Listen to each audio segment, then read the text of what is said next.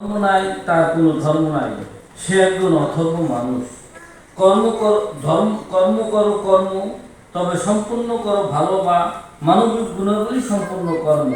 সেই সাথে দাও ভালো কর্মের আদেশ আর মন্দ বা ক্ষতিকর কর্মী নিষেধ। সংযম, সত্তা, শৃঙ্খলা, ন্যায়, নির্যতা এগুলো মানবিক গুণাবলী। এগুলো ভালো কর্মের আওতাধীন উপাদান বা উপকরণ।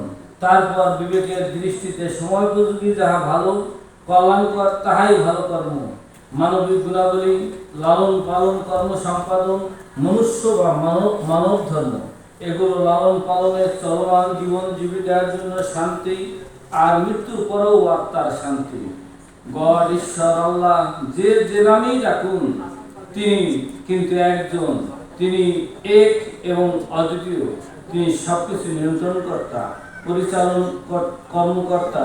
তিনি সবার সর্বময় ক্ষমতার অধিকারী। আমার দৃষ্টিতে তার বন্দনার প্রয়োজন নেই।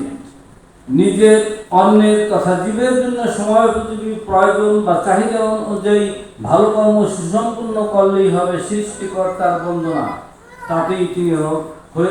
তাতেই তিনি হয়েছেন এবং হবেন সন্তুষ্ট বা খুশি। সৃষ্টিকর্তাকে পৃথকভাবে বন্ধন ও পৃথকভাবে আচার অনুষ্ঠান লালন পালনের মাধ্যমে মানুষে ভেদাভেদ, জাতিগত প্রভেদ, হিংসা বিদ্বেষ সৃষ্টি, এটা কোনো মতেই ভালো কর্ম নয়। এটা অশুভ কর্ম। ভালো কর্ম সবার সামাজিক উৎসব সামর্থ্য অনুযায়ী যার আমার মতে ভালো কর্ম উত্তম ধর্ম। সহজ সরল কথায় সময়োপযোগী ভালো কর্ম সম্পাদনই ধর্ম। সেই মতে শালীন, রুচিসম্মত, শিক্ষণীয় কর্ম, সামাজিক উৎসব, সভা। আবার বলছি আমার